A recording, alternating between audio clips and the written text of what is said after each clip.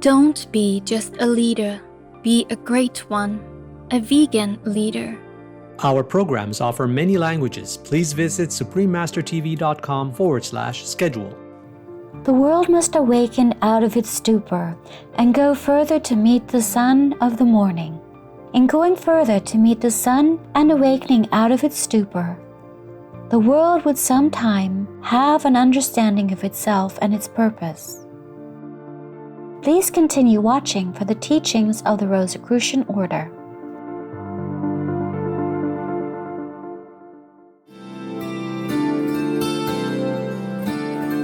Välkomna! That is how the peaceful people of the Åland Islands would greet you with welcome in Swedish, the official language of the archipelago. Kind viewers, I am Mila.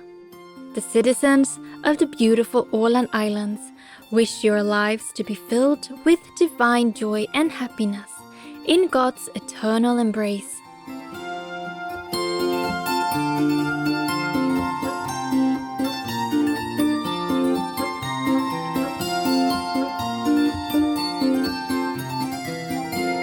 Welcome to Light, Illumination, and the Law of Change from the Sanctuary of Self, Rosicrucian Order, Library, Part 1 of 2, on Words of Wisdom. The ancient mystical order Rosicrucius, also known as the Rosicrucian Order, AMORC, is a worldwide cultural, educational, and philosophical organization that is perpetuating the profound and practical teachings of the Rosicrucians. These teachings, as passed down and added to over the centuries, from ancient Egypt to Europe and now all over the world, pertain to the mysteries of the universe, nature, and humans themselves. The Rosicrucian Library is a source of spiritual wisdom and insight that includes the important writings by the respected imperators of the order, such as Dr. Harvey Spencer Lewis, Ralph M. Lewis, and Christian Bernard. Today we will read from Frater Ralph M. Lewis's book, The Sanctuary of Self, in Chapter 6 entitled Light and Illumination. We'll learn about the nature of darkness and light and how, throughout history, those opposites were understood in comparison to how they are interpreted in the Rosicrucian order today. Light and illumination. Of all the contraries in nature, the opposites, light and darkness, are the most obvious.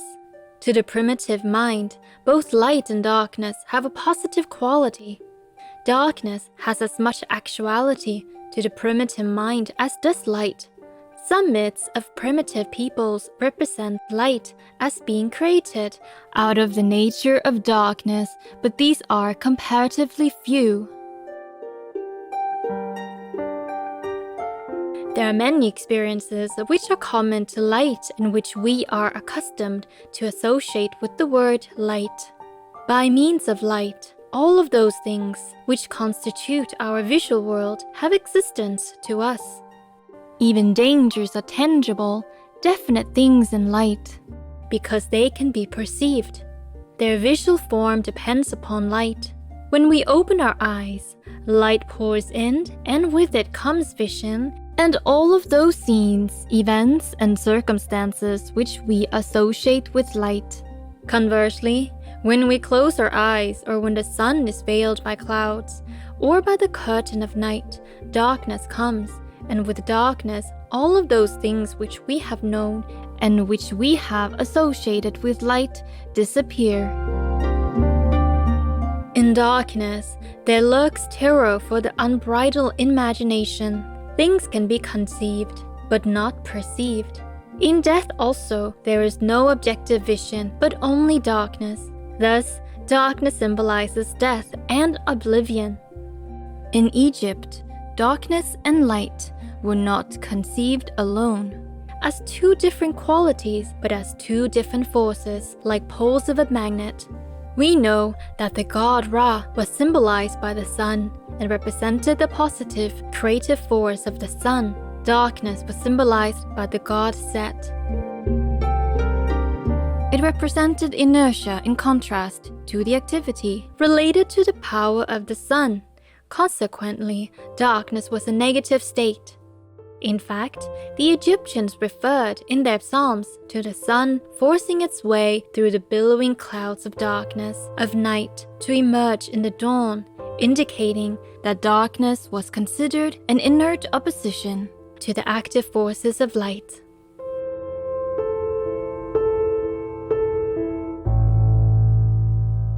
In the book of Genesis, in the Old Testament, it is said, "Let there be light." Then we are told that God divided light from darkness. This very definitely indicates that darkness and light were considered by the ancient Hebrews as separate creations. It also indicates that the light of day was considered a physical condition and was referred to in that sense. The greater light, with its mystical and allegorical significance, was not included in this reference because later we are told that God said, "Let there be lights in the firmament of the heavens," and this referred to the stars and the moon, the lesser light. It concerned physical light, not a metaphor or an allegory. The symbolism of light and darkness in the moral sense does not definitely appear in the Bible until the New Testament, several centuries after the books of the Old Testament. There, darkness is made to represent concealment. Under cover of darkness, most crimes are committed. Consequently, darkness takes on the moral equivalent of evil. Conversely, light represents action in the open, things frankly and honestly done. So light is symbolically associated with goodness and virtue. Then we are told that our eyes may be open and our vision may be good, and yet we may not see. This implies that the mind is closed, that the mind is in darkness. Therefore, ignorance also becomes associated with darkness. Wisdom is related to light and to the open and searching mind. It is often said that those who search for knowledge and for learning are dwellers in light. It naturally follows that light is commonly held to be synonymous with learning and knowledge. In fact, there are a number of fraternal organizations today who oblige their candidates or applicants for membership to state in their applications that they are searching for light before they can be admitted. It is meant that they are searching for knowledge and for further learning. However, the mystics of old had a far different conception of light. To them, it did not mean merely knowledge and learning. The mystics and the Rosicrucians of today also distinguish between light and illumination. The distinction is a fine one, but worthy of our comprehension. Our eyes may be open and our vision good, and we may see things which we have never seen before. Consequently, we have knowledge of their existence.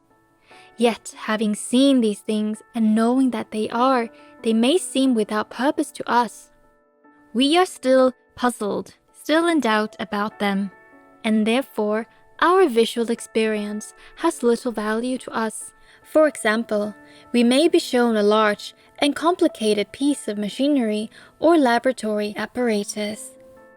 Our vision of it is quite clear. We can describe what we see, as well as the one who has pointed out the machinery to us, and yet it is still puzzling and confusing.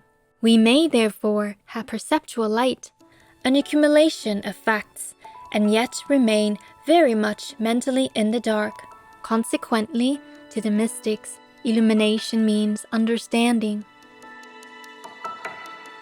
One may travel in light, thus one may be a searcher for knowledge, for new and strange facts, an unearther of information, a prober into tomes, and yet that is not sufficient. He must, with all of his light, eventually attain illumination or comprehension. In the Confessio Fraternitatis, which was one of the earliest public works, issued by the Rosicrucian order in the 17th century, there was a statement to the effect that the world must awaken out of its stupor and go further to meet the sun of the morning. Now, during those days, there was an interest in knowledge and in learning. Men had vision, they could see, and many of them sought light. But the Confessio meant more than that.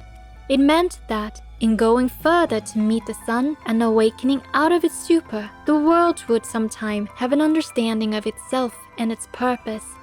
Certainly, today's humanity is still greatly in need of understanding, even with all of the light and knowledge which we have.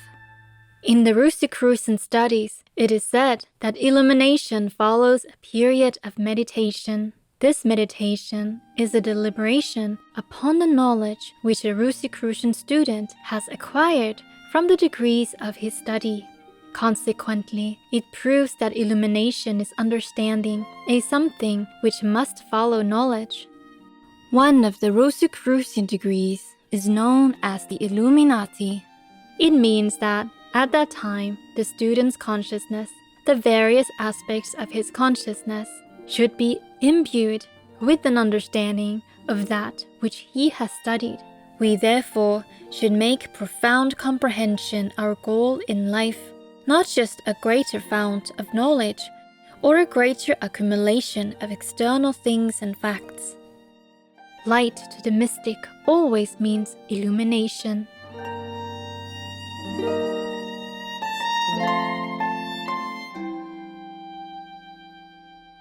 Insightful viewers, we thank you for your presence for today's Words of Wisdom. Please join us again tomorrow for part 2 of this program. Coming up next is the Rwenzori Mountains, Africa's Mountains of the Moon, part 2 of 2, right after Noteworthy News. Please stay tuned to Supreme Master Television for more constructive programming. May your hearts and souls be illuminated with celestial love and wisdom in God's splendor. Our programs offer many languages. Please visit suprememastertv.com/schedule and suprememastertv.com/WOW. Nos programmes offrent plusieurs langues. Veuillez visiter suprememastertv.com/schedule et suprememastertv.com/WOW. Nuestros programas ofrecen varios idiomas. Visiten suprememastertv.com/schedule i suprememastertv.com/WOW. Nasze programy oferują wiele języków. Prosimy zobaczyć suprememastertv.com/schedule oraz suprememastertv.com/WOW. Killing is never right. Peace is the only answer.